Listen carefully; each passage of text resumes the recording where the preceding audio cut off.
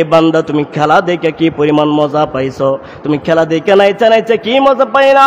আমি তোমাকে বইলা যাই, সারা জীবন নয়, সারা রাত্র নয়, শুধুমাত্র একটা অনুরোধ করে বলতেছি, তোমরা যারা যুবক রাত্রেবেলা রিংটোন দিয়ে খেলা দেখার জন্য উঠে যাও, একদিন রিংটোন দিবে শুধু মালিকের সাথে সাক্ষাৎ করার জন্য।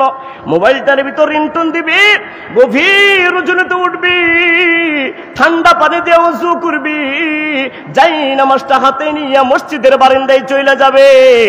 এ কলিজার টুকরা যুবক, যখন তুমি যাই নামাজটা বিছাইয়া যখন আল্লাহর সামনে যখন তুমি আল্লাহু আকবার বলে দাঁড়িয়ে যাবে, আমার মালিক ডাক দিয়া বলবে, এই ফেরেশতারা তোমরা দেখো, ওই যে গোপালপুরের একটা যুবক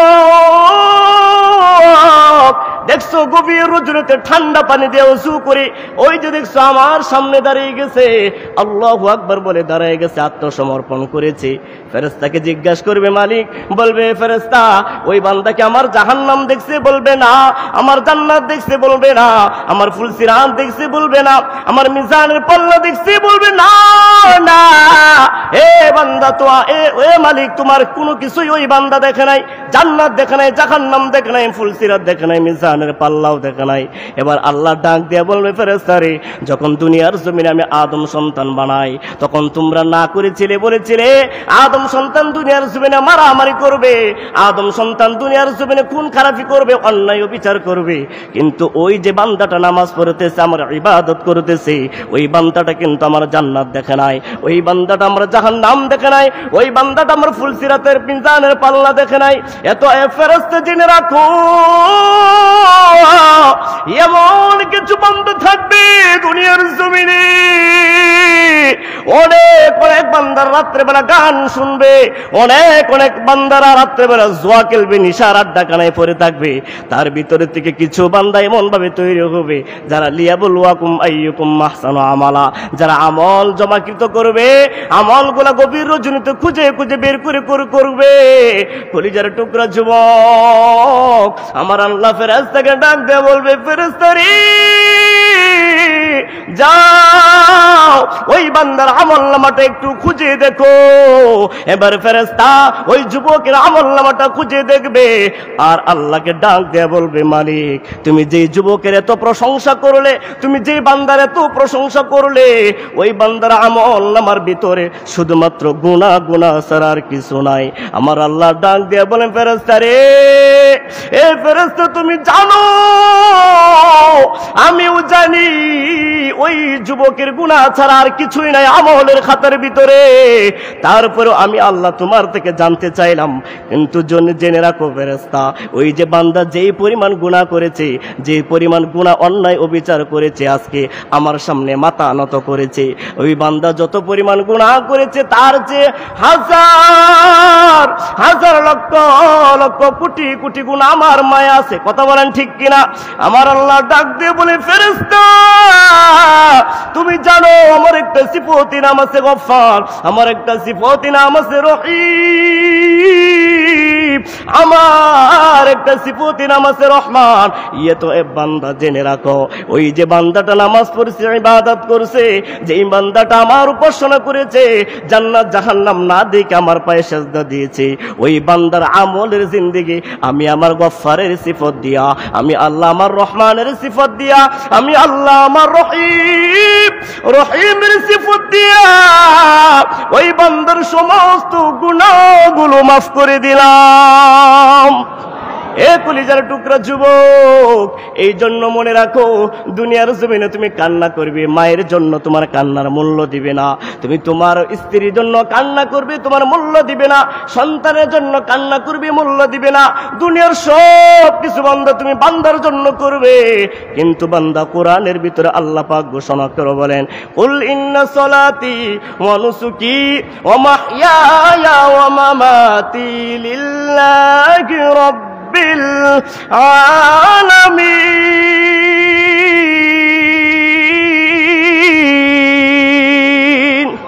যখন মালিককে খুশি করার জন্য বান্দা তুমি সিজদায় পড়ে যাবে, যখন মালিককে খুশি করার জন্য রুকুতে চলে যাবে, যখন বান্দা তুমি মালিককে খুশি করার জন্য কোরআন তেলাওয়াতে বসে যাবে, এই বান্দা এই চক্ষুটি আল্লাহ কেন দিছে রে বান্দা?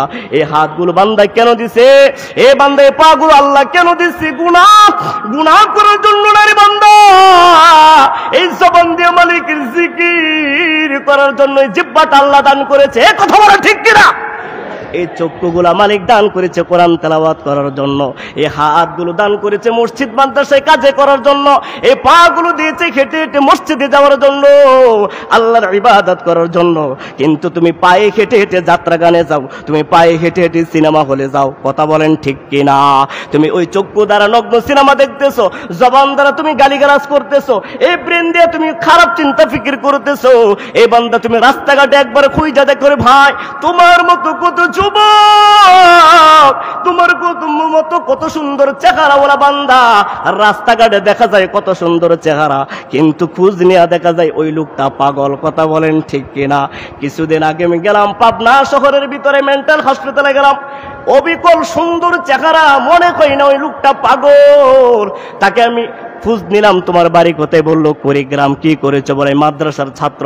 বললাম একটু কোরআন তেলাওয়াত কর। বিশ্বাস করে আল্লাহর কসম করে বলছি, ওর কোরআন তেলাওয়াত শুনে আমি অবাক হয়ে গেছি, মনে করি না সেই পাগল, কিন্তু তাকে বন্দি কারাগারে রাখছে রে বান্দা। তাহলে আল্লাহ তোমারে কত সুন্দর জ্ঞান দান করেছে, এই জ্ঞান দিয়ে তুমি খারাপ চিন্তা করতেছো, অথচ সেই বান্দা খারাপ জ্ঞান নিয়ে ওই যে পাগলের অবস্থাতে আল্লাহর কোরআন তেলাওয়াত করতেছি। এই বান্দা তুমি যখন বাইতুল মুকাররমের মসজিদের দিকে যাইবা, আজকে তুমি তোমার পায়ের মূল্য তুমি দিতে পারো না রে ভাই, আজকে তুমি হাতের মূল্য দিতে পারো না, আজকে তুমি চক্ষুর মূল্য দিতে পারো না। তুমি বাইতুল মুকাররমের মসজিদের সামনে যাইবা, বিভিন্ন মাজার গেটের সামনে যাইবা, দেখবা বান্দা কত লোকের হাত নাই, পা নাই, চক্ষু নাই। এই বাইতুল মুকাররমে একদিন দেখতেছি একটা লোকের একটা পা নাই, খুঁটির ভিতরে দাঁড়াইয়া দাঁড়াইয়া মালিকের কুদরতি পায়ে সেজদা দে। আর বান্দা তুমি কেন পারো না? তোমাকে আল্লাহ এত সুন্দর সব কিছু দান করেছে, গঠন প্রণালী তোমার এত সুন্দর দান করেছে, তুমি কেন আল্লাহর ইবাদত করতে পারো না? ওই পাগলটা যদি মসজিদে গিয়ে সেজদায় পড়ে যাইতে পারে, অন্ধ ব্যক্তিটা যদি আল্লাহর কুদরতি পায়ে সেজদায় পড়ে যাইতে পারে, এই কলিজার টুকরা যুবক, তোমার কি চিন্তা হয় না রে ভাই? এই জীবন যখন চলে যাবে, কুল্লু নাফসিন যায়িকাতুল মাউত, মালাকুল মাউত যখন তোমার এই রূহটা নিয়ে চলে যাবে, তোমার আপন বলতে কেউ থাকবে না। তুমি দামি দামি তোমার পোশাকগুলো খুলে ফেলে দেওয়া হবে, তোমার হাতের ঘড়ি আংটিগুলো খুলে রেখে দেওয়া হবে। এই বান্দা তোমার মোবাইল ফোন দখল করে ফেলবে না, বান্দা তোমার চিন্তা কেউ আর করবে না। ওই মসজিদের খাটিয়ানা নিয়া তোমাকে সুন্দর করে শেষ পালকের ভিতরে শোয়াইয়া রাখবে।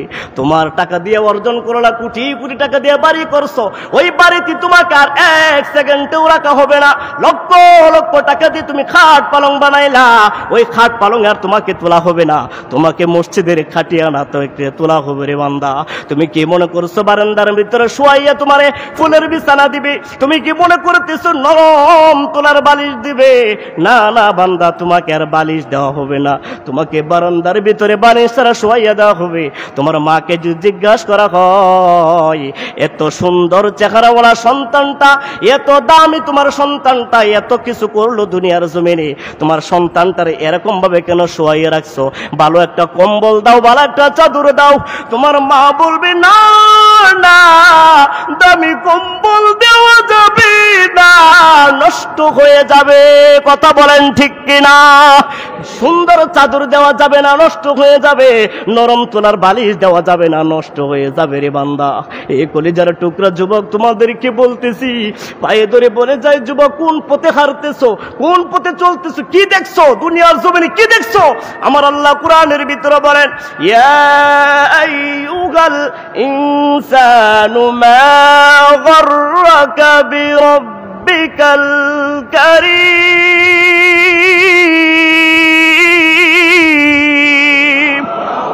এ কলিজার টুকরা মুসলমানের সন্তান, আমার আল্লাহ স্বয়ং বলতেছে, বান্দা দুনিয়ার জমিনে তুমি কি দেখছো? আমার থেকে মুখটা ফিরাইয়া নিছো। দুনিয়ার জমিনে কি সৌন্দর্য দেখছো? আমার সৌন্দর্য বইলা গেছো। এ বান্দা, তুমি কি জান্নাতের বর্ণনা তুমি শোনো নাই? উলামায়ে কেরাম কি সেই বিষয়ে আলোচনা করে নাই? কাল কিয়ামতের ময়দানে যখন তোমাকে ধরা হবে, তুমি আর জবাব দিতে পারবে না রে বান্দা। এই হাত তোমার বিরুদ্ধে সাক্ষী দিবে, এই চক্ষু তোমার বিরুদ্ধে সাক্ষী দিবে, অঙ্গ প্রত্যঙ্গ তোমার বিরুদ্ধে সাক্ষী দিবে। কলিজার কলিজার টুকরো যুবক, এ বান্দা তুমি চিন্তা করতেছো বড় হয় দুনিয়ার জমিনে এমন কিছু করবি যার জীবনেও তুমি মৃত্যুবরণ করবে না, অথচ বান্দা যখন তুমি আখিরাতে চইলা যাইবা দুনিয়ার কথা আর তোমার মনে থাকবে না, দুনিয়ার ভিতরে শান্তির কথা তুমি বলে যাবে। আর তুমি মনে করতেছো আমরা দুনিয়ার জমিনে যেমনি ইচ্ছা তেমনি করে চলবো। না না বান্দা, তাহলে তুমি চতুষ্পর জানোয়ারের মতো হয়ে যাবা। ওই যে দেখছো আমার আল্লাহ কোরআনের ভিতরে বলেন, উলাইকা কাল আনআম বাল হুম আদল উলাইকা হুমুল গাফিলুন।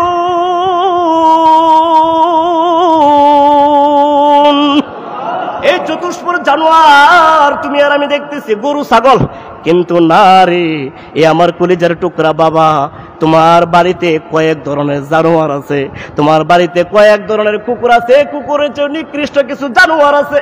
এ বান্দা তুমি যখন সকালবেলা দরওয়াজা খুলবা দেখবা ওই কুকুরগুলা তোমার ঘরের সামনে দাঁড়াইয়া থাকে। তুমি যখন মুরগির খোয়ার খুলবা দেখবা খক খক করে শব্দ করে। যখন তুমি বাহির বের হবা আকাশের পাখিগুলো গাছের পাখিগুলো কিচিরমিচির শব্দ করে সব কিছু আল্লাহর জিকির করতেছে। কিন্তু তোমার একটা 25 বছরের যুবক আছে, তোমার একটা 25 বছরের সন্তান আছে, ঘরের ভিতরে ঘুমাইতেছে। কথা বলে ঠিক কিনা? এ গরু গরু না, গরু আল্লাহর ইবাদত করে জিকির করে, পশু পাখি আল্লাহর জিকির করে, ওই যে হাঁস মুরগিগুলো আল্লাহর জিকির করে ফজর নামাজের টাইমে। কিন্তু তোমার 25 বছরের সন্তানটা তুমি দরজা খুইলা দেখবা কম্বল মুড়াইয়া ঘুম যায়। কথা কোন ঠিক কিনা?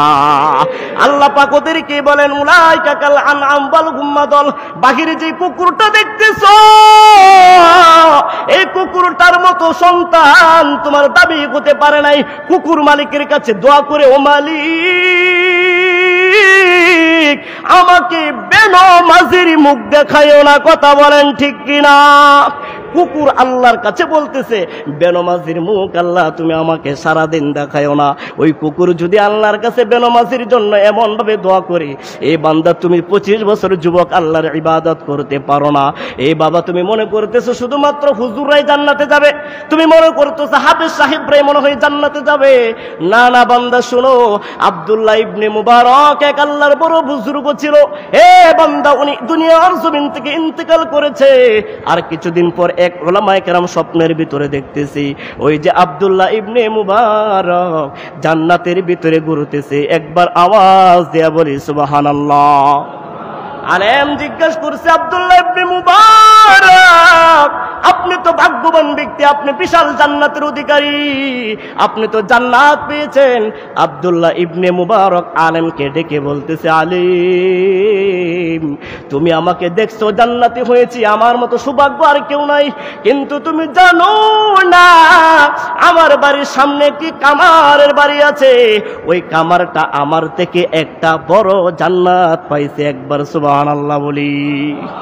আব্দুল্লাহ ইবনে মুবারকের এমন কথা শুনে আশ্চর্যবোধ হয়ে গেছে যে এত বড় আল্লাহর বুজুর্গ উনি, এত বড় আল্লাহর কামেল পরিপূর্ণ একজন মুসলমান সন্তান, এত বড় আল্লাহর বুজুর্গ জান্নাত পাইছে কামারের চেয়েও ছোট, আর কামারটা নাকি ওনার চেয়ে বড় জান্নাত পাইছে। কারণটা কি? উনি ঘুম থেকে উঠে চলে গেছে ওই আব্দুল্লাহ ইবনে মুবারকের বাড়ির সামনে। এবার গিয়ে দেখতেছে ওই কামারের বাড়ি। এবার ডাক দেয়া বলতেছে, মা কে আছো? ঘর থেকে বের হো। এবার মা চরণী ঘর থেকে আওয়াজ দেয়া বলেন, বলে আমি আছি ঘরের ভিতরে। তুমি কে বাবা? বলে আমি একটি কথা শোনার জন্য আসলাম, একটি কথা জিজ্ঞাসা করার জন্য আসলাম। বলো তাহলে তোমার কি কথা? বলতেছে আমি জানতে চাই তোমার বাড়ি আব্দুল্লাহ ইবনে মুবারকের বাড়ির সামনে, আর তোমার স্বামী ছিল একজন কামার, ওই কামার তোমার দুনিয়ার জমিন থেকে বিদায় নিয়ে চলে গেছে। তবে আমি স্বপ্নের ভিতরে দেখলাম আব্দুল্লাহ ইবনে মুবারক জান্নাতে, কিন্তু আব্দুল্লাহ ইবনে মুবারকের চেয়েও বড় জান্নাত পেয়েছে আপনার স্বামী।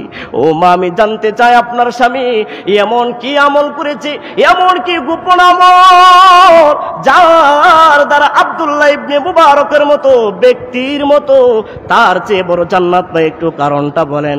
এবার মা জন্য ডাক দেয়া বলেন, না না আমার স্বামী তো সামান্য পরিমাণ কামার ছিল, এমন কিছু আমল করতে পারে নাই, তেমন কিছু আমলও করতে পারে নাই। দিনের বেলা সারাদিন কাজ করতো, রাত্রে বেলাও কাজ করতো, কিন্তু একটা আমল ছিল আমার স্বামী।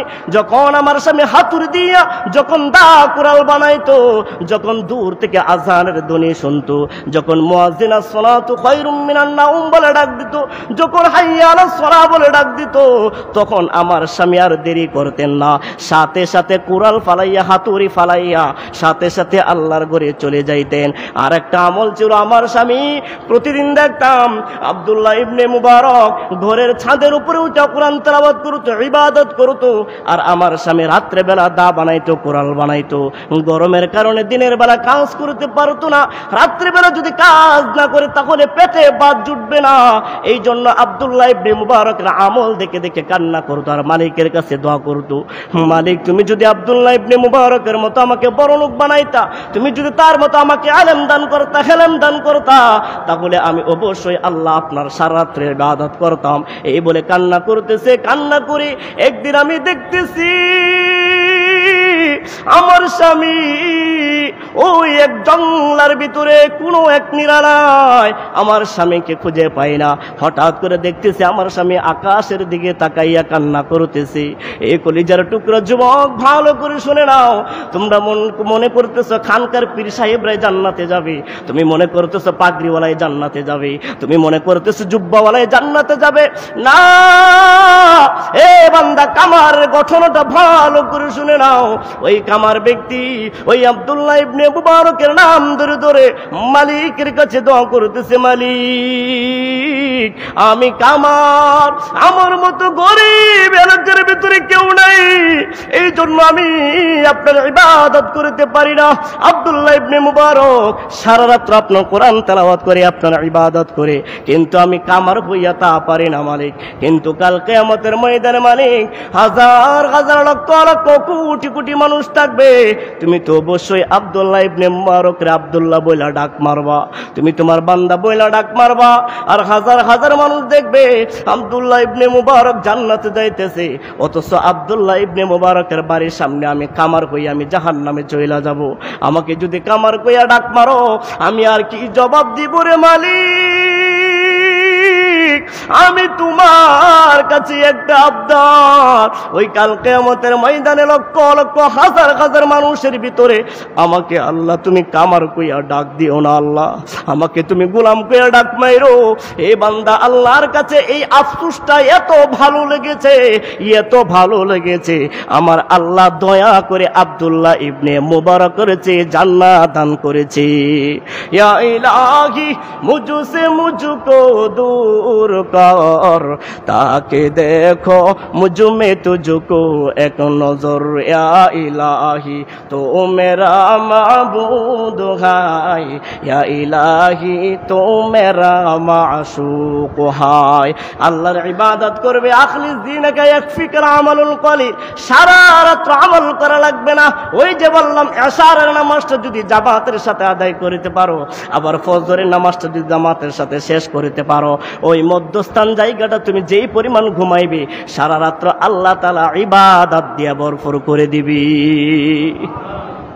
এই জন্য ভাই বলতেছিলাম, এই দুনিয়ার হায়াত তোমার সাজাতে হবে একমাত্র কি দ্বারা? আমল দ্বারা। একমাত্র আমল দ্বারা যখন তুমি এই দুনিয়ার জিন্দেগি সাজাইতে পারবে, যে আমার আল্লাহ ঘোষণা করে বলেন, আল্লাযী খলাকাল মাউতা ওয়াল হায়াতা লিয়াবলুয়াকুম আইয়ুকুম আহসানু আমালা। আমার আল্লাহ বলতেছে, আমি তোমার হায়াতের মালিক, আমি তোমার মৌতের মালিক।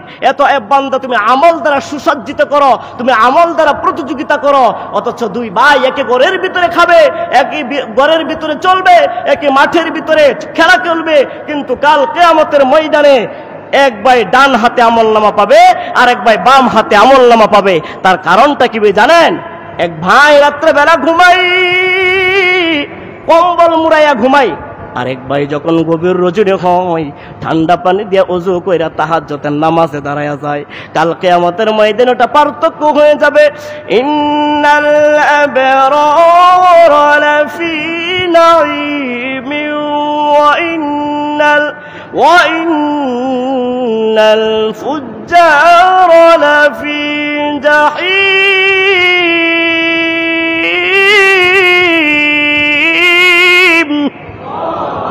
আল্লাহ বলবেন বান্দা এবার ফয়সালা হবে ডান হাত আর বাম হাতে। এ বান্দা যদি তুমি বাম হাতে আমলনামা পাও, এই জিন্দেগীর হায়াতের সুসজ্জিত সব কিছু তোমার ধ্বংস হয়ে যাবে। আর যদি তুমি ডান হাতে আমলনামা পাও, তুমি জান্নাতুল পাবে, জান্নাত পাবে। এ বান্দা জান্নাতটা সহজ কোনো বিষয় না, আর জান্নাতটা কঠিন কিছু বিষয় না। তুমি ইসলামের উপর চলতে থাকো, ইসলামের কথাগুলো মানতে থাকো, আল্লাহর জন্য ইবাদত করতে থাকো।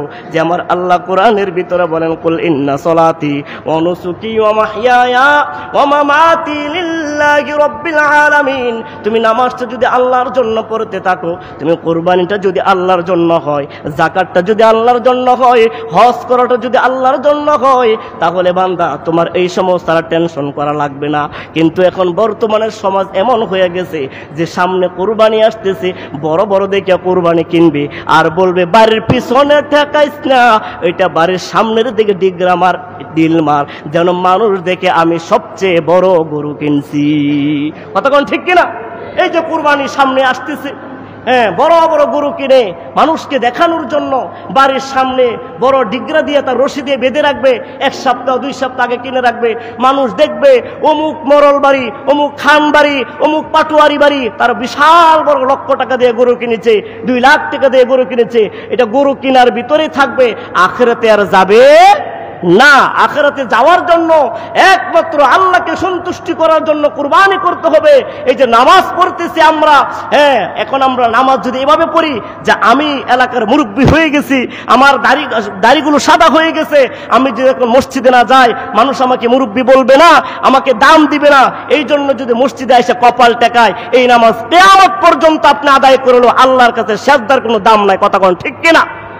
এই জন্য মুসলমান দুস্থ বুজুর্গ, যদি তুমি আমল করতে চাও তাহলে আমার একমাত্র আল্লাহকে খুশি করার জন্য এই বান্দা তুমি চিন্তা করতেছো, এই দুনিয়ার জমিনে কোন রকম ভাবে চইলা গেলে, তুমি কোন রকম ভাবে আল্লাহর কাছে গিয়ে হাজির হইতে পারলে মনে হয় হিসাবটা একেবারে নরমাল হবে।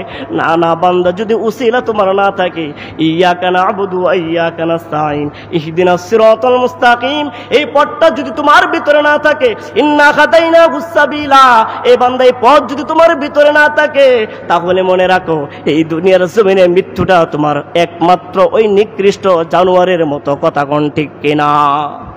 কিন্তু আমরা চিন্তা করি যে আমরা জান্নাতে যাব, কিন্তু জান্নাতে যাওয়ার জন্য আমাদের সুদ ছেড়ে দিতে হবে। কথা কোন ঠিক কিনা? জান্নাতে যাওয়ার জন্য ঘুষ ছেড়ে দিতে হবে। জান্নাতে যাওয়ার জন্য অন্যের জমি ঠেকাইয়া খাওয়া যাবে না, ঠকাইয়া মানুষকে খাওয়া যাবে না। হ্যাঁ, মানুষের আইল কেটে লাইল কেটে, হ্যাঁ, জমি বাড়িয়ে এভাবে জান্নাত পাওয়া যায় না। কথা কোন ঠিক কিনা? আজকে আপনি নামাজ পড়েন, হুজুর আমি তাহাজ্জুদের নামাজ পড়ি, হুজুর আমি ইশরাকের নামাজ পড়ি, তারপরেও আমার তো মনের ভিতরে শান্তি লাগে না, আমার দিলের ভিতরে প্রশান্তি লাগে না, তাহলে শুধু পেরেশানি আর পেরেশানি। তখন যদি প্রশ্ন করা হয়, আপনি যে জুতাগুলো পাই দিয়ে মসজিদে হেঁটে হেঁটে নামাজ আদায় করতে যান, ওই জুতাগুলো কি আপনার হালাল পয়সার কিনা? কথা কোন ঠিক কিনা? আপনি যে পাঞ্জাবিটা গায়ে দিয়ে আল্লাহর কুদরতি পায়ে সেজদা দেওয়ার জন্য মসজিদে যান, আপনি যে টুপিটা পরিধান করে মসজিদের ভিতরে যান, ওই টুপিটা কি হালাল পয়সা কিনা? ওই জুব্বাটা কি আপনার হালাল পয়সা কিনা? ওই পাঞ্জাবিটা কি আপনার হালাল পয়সা কিনা? যদি হয়, এটা যদি হারাম পয়সার কিনা হয়, টুপিটা যদি, জুব্বাটা হারাম পয়সা কিনা হয়, ওই জুতাটা যদি হারাম পয়সা কিনা হয়, পশ্চিম কালেও আপনার এই ইবাদত আল্লাহ কবুল করবে না। কথা কোন ঠিক কিনা? ওরে মানুষ হইছ বেহুশ দুনিয়ার পিছে, কি জবাব দিবি রে তুই আল্লাহর কাছে? কথা কোন ঠিক কিনা? ওরে মানুষ হইছ বেহুশ দুনিয়ার পিছে, কি জবাব দিবি রে তুই আল্লাহর কাছে? হাই, কি জবাব দিবি রে তুই আল্লাহর কাছে? হারাম হালাল না মানিয়া কত টাকা করছো কামাই, এত টাকা রাখবে কোথায়? কাপনের তো পকেট নাই। এ কথা কোন ঠিক কিনা? হারাম হালাল না মানিয়া কত টাকা করছো কামাই, এত টাকা রাখবে কোথায়? কাপনের তো পকেট নাই। টাকা পয়সা লইয়া কি কেউ কবরে গেছে? টাকা পয়সা লইয়া কি কেউ কবরে গেছে?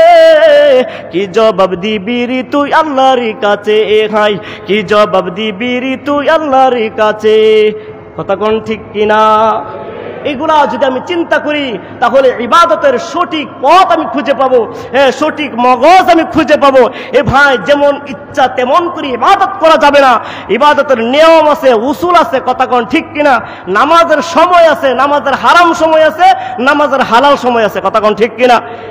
এরকম আপনার হালাল পন্থায় চলে যদি আল্লাহর ইবাদত করেন, আখলিস দীনাকা ইয়াকফিকাল আমালুল কলিল, আল্লাহর পয়গম্বর মুসা আলাইহিস সালাতু ওয়াস সালামের জামানায় 900 বছর হায়াত পেয়েছে, 500 বছর হায়াত পেয়েছে।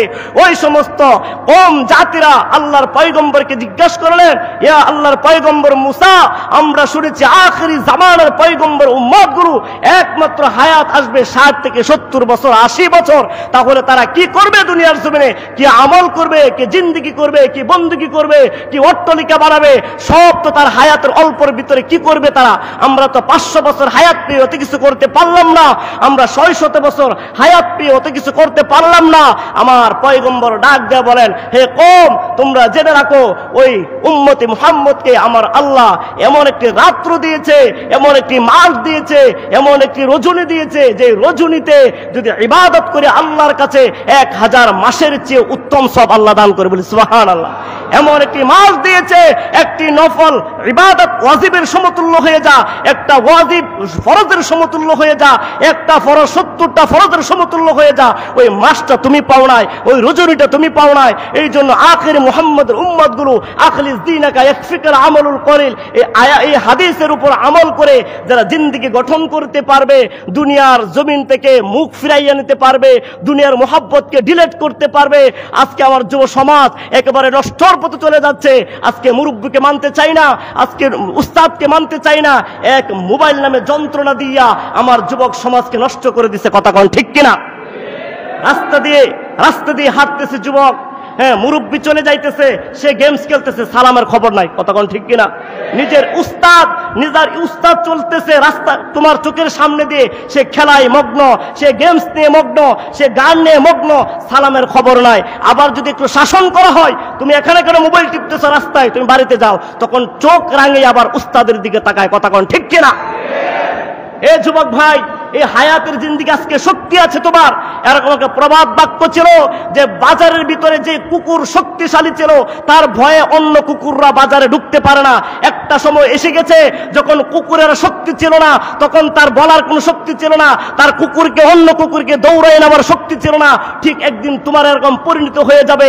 তোমার আজকে শক্তি আছে, যা ইচ্ছা তুমি তা করতে চাইতেছো, যা মন চাইতেছে তা করতেছো, জিন্দেগি বন্দিগি কোনো চিন্তা ফিকির নাই। যে আল্লাহ তোমাকে সৃষ্টি করেছে, এই জমিনে তোমাকে চিরকাল থাকবে রাখা যাবে না, তুমি থাকবে না, ওইগুলো তোমার চিন্তা ফিকির নাই। তুমি নিশাখানায় মরতেছো না, তুমি জোয়ার আড্ডাখানায় মরতেছো, তুমি কুকুরের মতো রাস্তায় পড়ে মরতেছো, এগুলো তোমার চিন্তা নাই।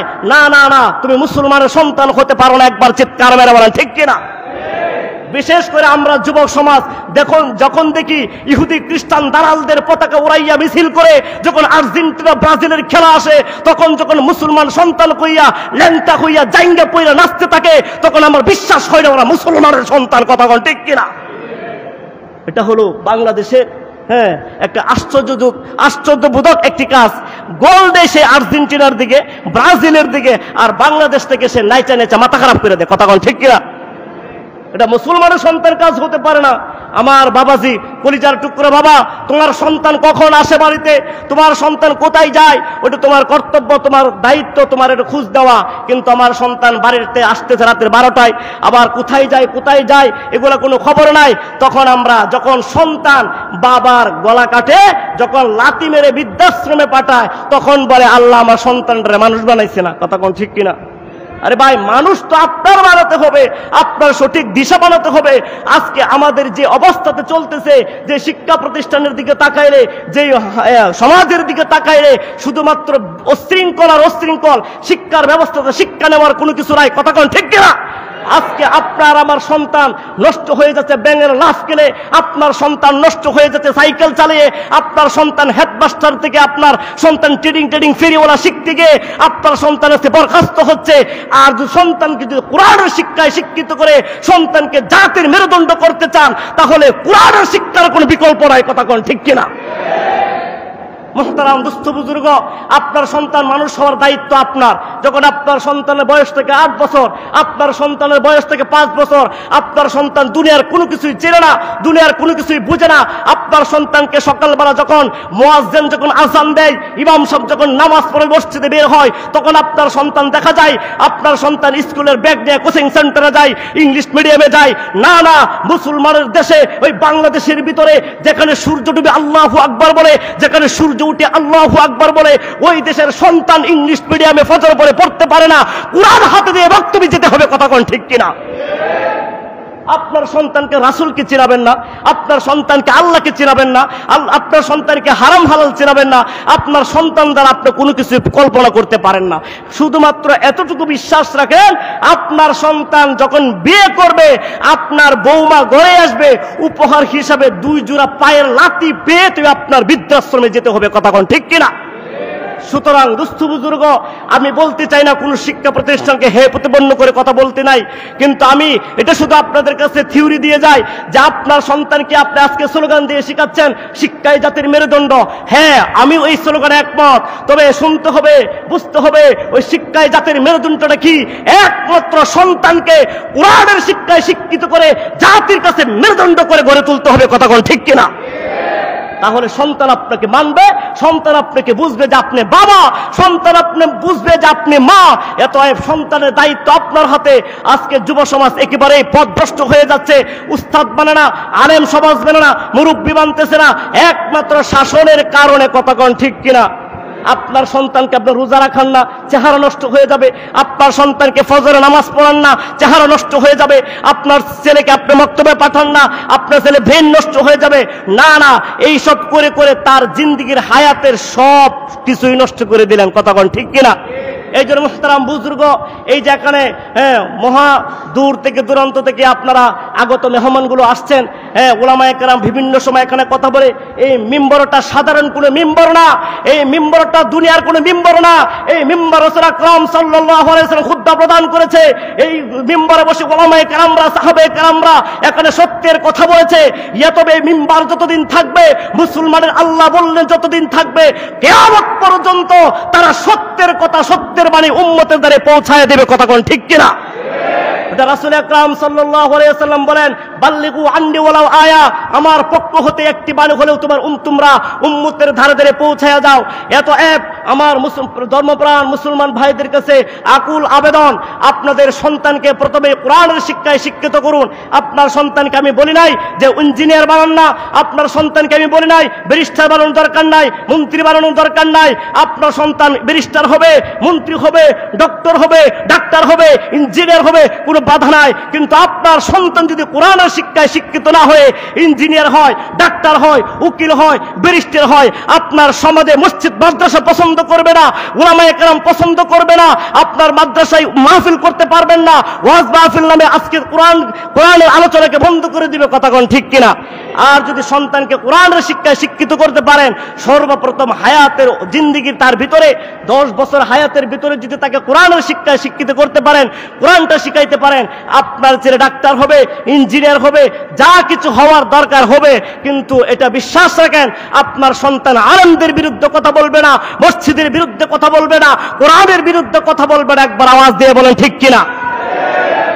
এই জন্য আমার কলিজার টুকরা ভাই, আপনার সন্তান আপনার মহা মূল্যবান সম্পদ, এই সম্পদকে নষ্ট করেন না।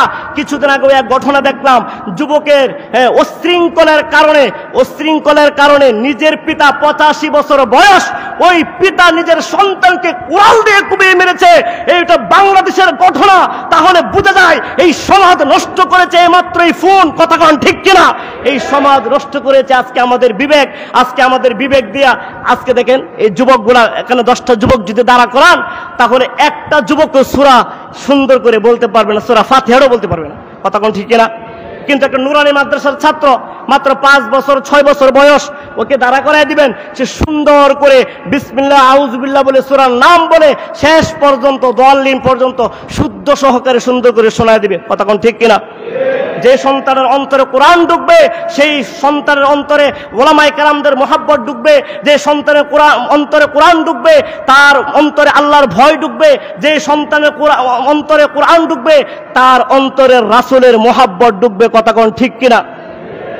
আমার কলিজার টুকরা মুসলমান, হ্যাঁ আমরা এমন একটা সংকটপূর্ণ সময় এসেছে যেখানে আমরা হুজুর আকরাম সাল্লাল্লাহু আলাইহি ওয়াসাল্লাম বলেন যে এমন একটা সময় আসবে উম্মত তোমরা কি করবে, এক হাতের ভিতরে জ্বলন্ত কয়লা রাখবে আর এক হাতে ইমানের অঙ্গর রাখবে, ওইখানে তোমার জ্বলন্ত কয়লাটা রাখতে সহজ হয়ে যাবে, ইমান রাখতে তার চেয়ে হাজার গুণ কষ্ট হয়ে যাবে। এখন বর্তমান তাই অবস্থা। কথা কোন ঠিক কিনা?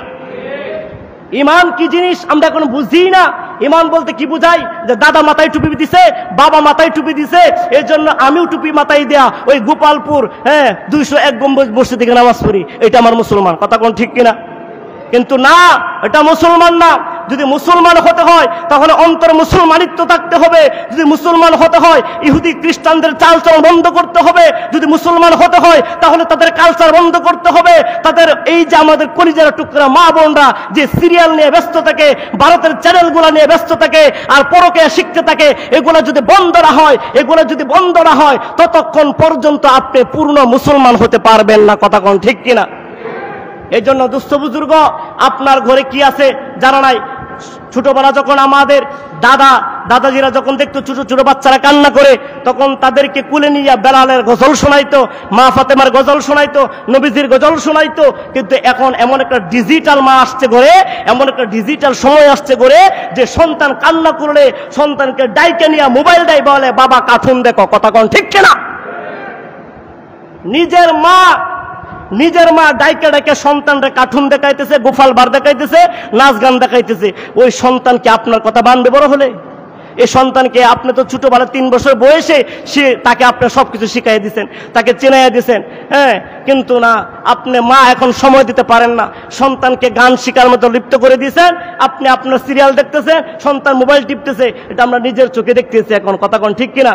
এই জন্য সন্তানকে পরিপূর্ণ মা যদি হতে চান, আপনার মূল্য সময় আপনার সন্তানকে দেন। আপনার সন্তান যখন আপনার কাছ থেকে পূর্ণ ভালোবাসা পাবে, পূর্ণ মায়া মমতা পাবে, পূর্ণ সময় পাবে, আপনাকে আর বৃদ্ধাশ্রম যেতে হবে না। কথা কোন ঠিক কিনা? ওই শিক্ষিত জাতি কখনোই শিক্ষিত জাতি হতে পারে না যার মা বাবা বৃদ্ধাশ্রমে থাকে। ওই ইঞ্জিনিয়ারের দাম নাই, ওই ডক্টরের দাম নাই। কথা কোন ঠিক কিনা? যে মায়ের পায়ের নিচে আল্লাহ পাক রব্বুল আলামিন জান্নাত রেখেছে, সেই মাকে যদি আমরা কথা দিয়ে আঘাত করি, সেই মাকে যদি আমরা হাত দ্বারা আঘাত করি, তাহলে আমরা কখনো পূর্ণ সন্তান বা মুসলমান হতে পারলাম না। কথা কোন ঠিক কিনা? এই জন্য মুহতারাম বুজুর্গ, আপনারা দূর দূরান্ত থেকে এসেছেন, এখনো উলামায়ে কেরামরা বয়ান করে, কিন্তু শুধুমাত্র মসজিদের সৌন্দর্য দেখলেই চলবে না। কথা কোন ঠিক কিনা? যে গেলাম, 2টা সেলফি তুললাম, একটা ছবি তুললাম, একটু ভিডিও করলাম, আর পাশে একটু কেমন হুজুরটা এই সপ্তাহ আনছে একটু দেখে আসলাম, এই নিয়ত করে আসলে আপনি যদি প্রতি সপ্তাহ আসেন তাও কিছু নিতে পারবেন না।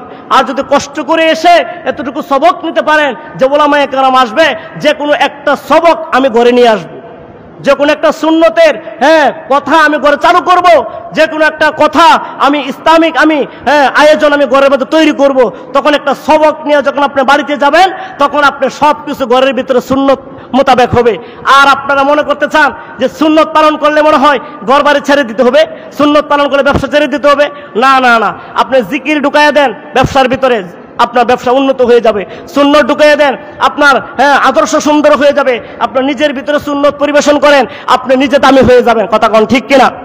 রাসূল আকরাম সাল্লাল্লাহু আলাইহি ওয়াসাল্লাম আজকে থেকে 1450 বছর আগে বলে গিয়েছেন যে আমরা যে ওযু করি, এই ওযু আমরা দৈনিক 5 বার কি করি? হাত পা মুখ ধুই।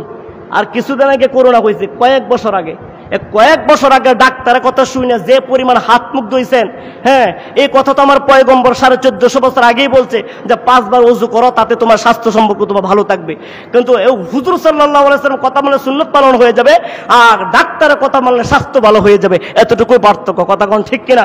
যদি আপনি সুন্নাতটা পালন করেন, যদি রাসূল আকরাম সাল্লাল্লাহু আলাইহি ওয়াসাল্লাম কথাটা পালন করেন, তাহলে অবশ্যই আপনার ভিতরে সুন্নাত পালন হলো, আর আপনিও সুন্নাত অনুসরণ করলেন, আর আপনার আমলদারিতে হলো আল্লাহ পাক রব্বুল আলামিন যে আয়াত আমাদেরকে শুনিয়েছেন, আল্লাযী খলাকাল মাউতা ওয়াল হায়াতা লিয়াবলুয়াকুম আইয়ুকুম আহসানু আমালা, আপনি ছোট ছোট আমলগুলা দিয়া আপনি বিশাল এক জান্নাতের মালিক হবেন, বলি সুবহানাল্লাহ। এই জন্য মুহতারাম বুজুর্গ, আপনারা কষ্ট করে এসেছেন, এই মসজিদের পক্ষ থেকে সকলকে ধন্যবাদ। এবং আপনারা জানেন এখানে সৌন্দর্য করে এই মসজিদটা গড়ে তুলেছে। আমরা বিভিন্ন জায়গায় বিভিন্ন পর্যটকের কেন্দ্র যাই, অনেক কিছু বানায়, রেস্টুরেন্ট বানা, কৃত্রিম কিছু জিনিস বানায় মানুষ দেখার জন্য। কিন্তু মুহতারাম বীর মুক্তিযোদ্ধা রফিকুল ইসলাম সাহেব উনি এই মসজিদটা করেছেন অত্যন্ত মহাব্বত করে। আপনারা আসেন, সৌন্দর্য দেখে মসজিদের আমরা এই সৌন্দর্য দেখে মুগ্ধ, কথা কোন ঠিক কিনা? এরকম আমরা দোয়া করি বীর মুক্তিযোদ্ধা জনাব রফিকুল ইসলাম সাহেবের মতো সন্তান প্রতিটি মায়ের গড়ে হোক, দিনের কাজ করুক, মসজিদ সুন্দর করুক, আল্লাহর ঘর তৈরি করুক, কথা কোন ঠিক কিনা? আল্লাহ পাক যেন উনাকে ওনার মাধ্যমে যারা এই সহযোগিতা করতেছে, আপনারা যারা সহযোগিতা করি, আমরা যারা সহযোগিতা করি, সকলকে যেন জান্নাতে একটি ঘর বানিয়ে দেয়, সকলে বলে আমিন।